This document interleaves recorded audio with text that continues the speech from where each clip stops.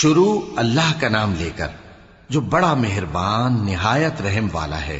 کاف ہا یا عین صاد، یہ تمہارے پروردگار کی مہربانی کا بیان ہے جو اس نے اپنے بندے زکریا پر کی تھی جب انہوں نے اپنے پروردگار کو دبی آواز سے پکارا اور کہا کہ اے میرے پروردگار، میری ہڈیاں بڑھاپے کے سبب کمزور ہو گئی ہیں اور سر سفید بالوں کی وجہ سے چمکنے لگا ہے، اور اے میرے پروردگار، میں تجھ سے مانگ کر کبھی محروم نہیں رہا، اور میں اپنے بعد اپنے بھائی بندوں سے ڈرتا ہوں، اور میری بیوی بانجھ ہے، پھر بھی مجھے اپنے پاس سے ایک وارث عطا فرما جو میری اور اولاد یعقوب کی میراث کا مالک ہو، اور اے میرے پروردگار اس کو خوش اخلاق بنائیو۔ فرمایا اے زکریا، ہم تم کو ایک لڑکے کی بشارت دیتے ہیں جس کا نام یحییٰ ہوگا، اس سے پہلے ہم نے اس نام کا کوئی شخص پیدا نہیں کیا۔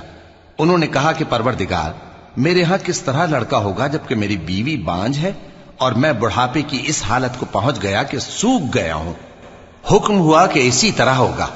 تمہارے پروردگار نے فرمایا ہے کہ مجھے یہ آسان ہے، اور میں پہلے تم کو بھی تو پیدا کر چکا ہوں اور تم کچھ چیز نہ تھے۔ کہا کہ پروردگار میرے لیے کوئی نشانی مقرر فرما۔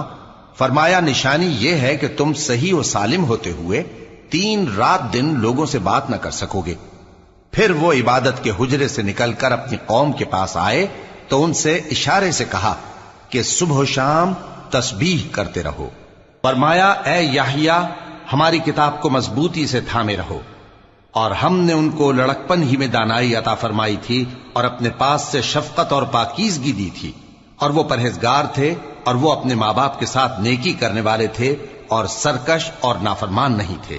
اور جس دن وہ پیدا ہوئے اور جس دن وفات پائیں گے اور جس دن زندہ کر کے اٹھائے جائیں گے ان پر سلام ہے۔ اور کتاب یعنی قرآن میں مریم کا بھی تذکرہ کرو، جب وہ اپنے لوگوں سے الگ ہو کر مکان کے مشرقی حصے میں چلی گئیں، پھر انہوں نے ان کی طرف سے پردہ کر لیا تو ہم نے ان کی طرف اپنا فرشتہ بھیجا، سو وہ ان کے سامنے ایک خوبصورت مرد کی صورت میں آیا۔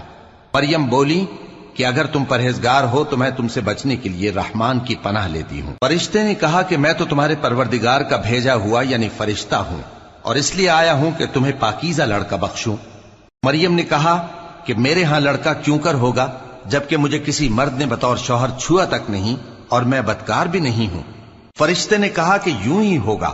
تمہارے پروردگار نے فرمایا کہ یہ مجھے آسان ہے اور میں اسے اسی طریق پر پیدا کروں گا تاکہ اس کو ہم لوگوں کے لیے اپنی طرف سے نشانی اور ذریعہ رحمت بنائیں، اور یہ کام مقرر ہو چکا ہے۔ چنانچہ وہ اس بچے کے ساتھ حاملہ ہو گئیں اور اسے لے کر ایک دور جگہ چلی گئیں۔ پھر درد ذہ ان کو کھجور کے تنے کی طرف لے آیا، کہنے لگی کہ کاش میں اس سے پہلے مر چکتی اور بھولی بسری ہو گئی ہوتی۔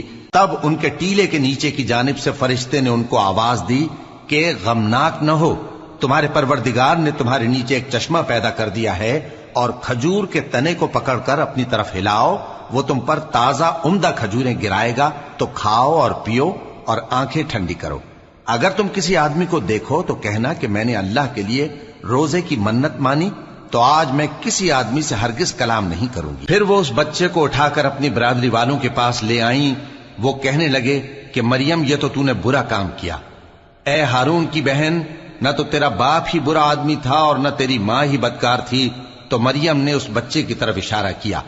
وہ بولے کہ ہم اس سے کہ گود کا بچہ ہے کیسے بات کریں؟ بچے نے کہا کہ میں اللہ کا بندہ ہوں، اس نے مجھے کتاب دی ہے اور نبی بنایا ہے، اور میں جہاں ہوں اور جس حال میں ہوں اس نے مجھے صاحب برکت بنایا ہے، اور جب تک زندہ ہوں مجھ کو نماز اور زکوٰۃ کا ارشاد فرمایا ہے، اور مجھے اپنی ماں کے ساتھ نیک سلوک کرنے والا بنایا ہے اور سرکش و بدبخت نہیں بنایا، اور جس دن میں پیدا ہوا اور جس دن مروں گا اور جس دن زندہ کر کے اٹھایا جاؤں گا مجھ پر سلام ہے۔ یہ مریم کے بیٹے عیسیٰ ہیں، اور یہ سچی بات ہے جس میں لوگ شک کرتے ہیں۔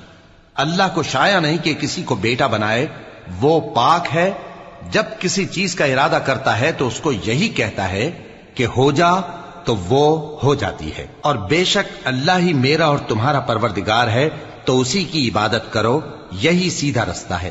پھر اہل کتاب کے فرقوں نے باہم اختلاف کیا، سو جو لوگ کافر ہوئے ہیں ان کو بڑے دن یعنی قیامت کے روز حاضر ہونے سے خرابی ہے۔ وہ جس دن ہمارے سامنے آئیں گے کیسے سننے والے اور کیسے دیکھنے والے ہوں گے، مگر ظالم آج کھلی گمراہی میں ہیں، اور ان کو حسرت و افسوس کے دن سے ڈرا دو جب بات فیصل کر دی جائے گی اور وہ غفلت میں پڑے ہوئے ہیں اور ایمان نہیں لاتے۔ ہم ہی زمین کے اور جو لوگ اس پر بستے ہیں ان کے وارث ہوں گے، اور ہماری ہی طرف ان کو لوٹنا ہوگا۔ اور کتاب میں ابراہیم کا ذکر کرو، بے شک وہ نہایت سچے تھے، پیغمبر تھے۔ جب انہوں نے اپنے باپ سے کہا کہ ابا، آپ ایسی چیزوں کو کیوں پوچھتے ہیں جو نہ سنیں اور نہ دیکھیں اور نہ آپ کے کچھ کام آ سکیں؟ ابا، مجھے ایسا علم ملا ہے جو آپ کو نہیں ملا، تو میرے ساتھ ہو جائیے، میں آپ کو سیدھی راہ پر لے چلوں گا۔ ابا، شیطان کی پوجا نہ کیجیے، بے شک شیطان اللہ کا نافرمان ہے۔ ابا، مجھے ڈر لگتا ہے کہ آپ کو اللہ کا عذاب آ پکڑے تو آپ شیطان کے ساتھی ہو جائیں۔ اس نے کہا کہ ابراہیم، کیا تو میرے معبودوں کے خلاف ہے؟ اگر تو باز نہ آئے گا تو میں تجھے سنسار کر دوں گا اور تو ہمیشہ کے لیے مجھ سے دور ہو جا۔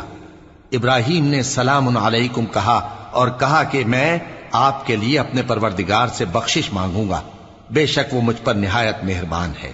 اور میں آپ لوگوں سے اور جن کو آپ اللہ کے سوا پکارا کرتے ہیں ان سے کنارہ کرتا ہوں اور اپنے پروردگار ہی کو پکاروں گا۔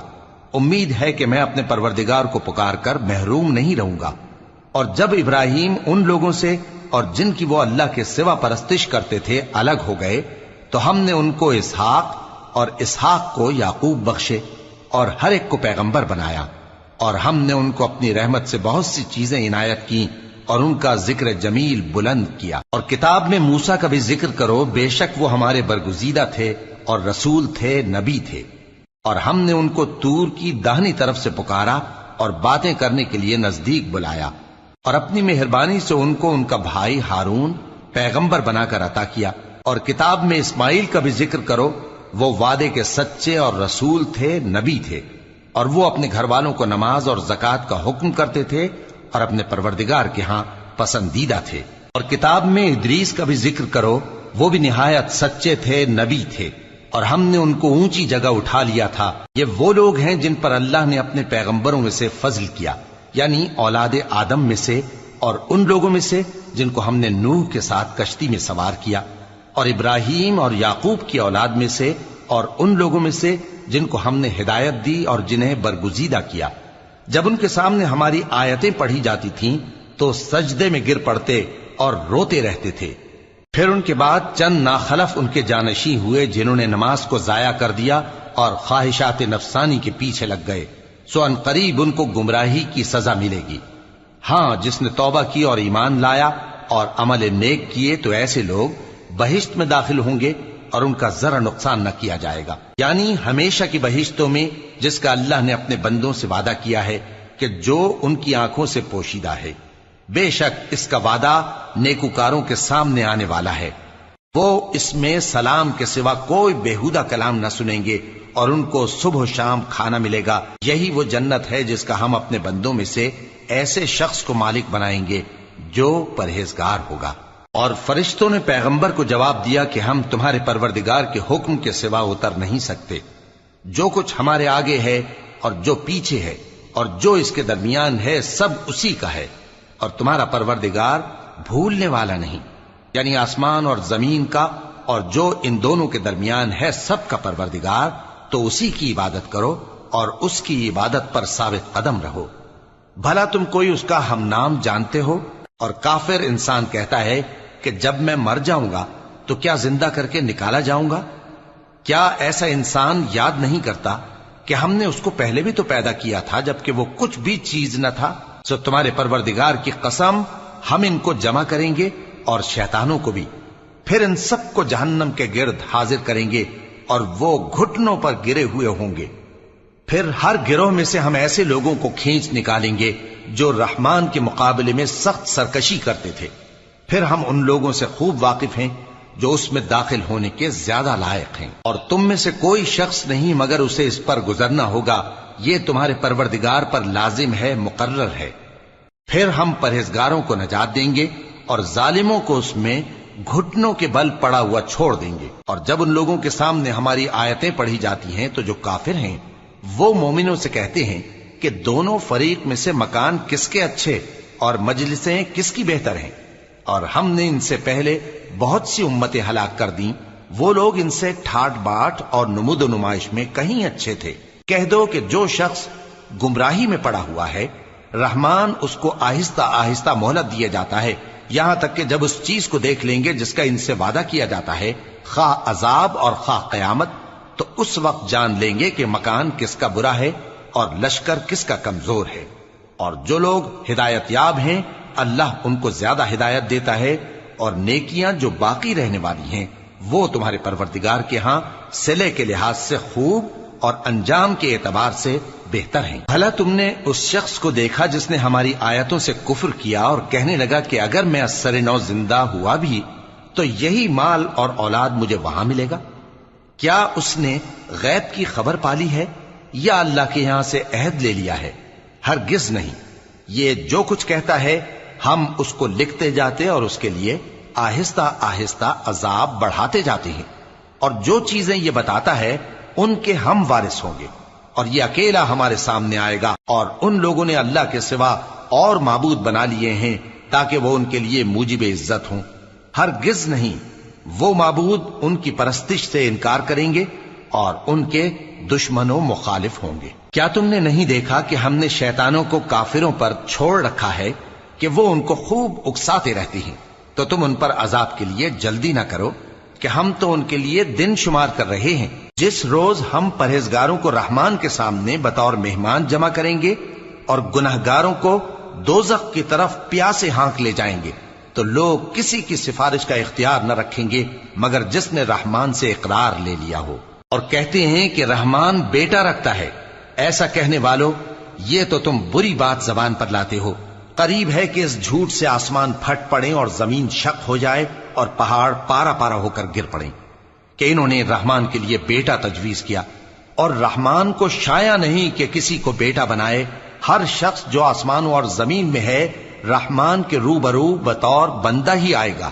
اس نے ان سب کو اپنے علم سے گھیر رکھا اور ایک ایک کو شمار کر رکھا ہے، اور یہ سب قیامت کے دن اس کے سامنے اکیلے اکیلے حاضر ہوں گے۔ اور جو لوگ ایمان لائے اور عمل نیک کیے، رحمان ان کی محبت مخلوقات کے دل میں پیدا کر دے گا۔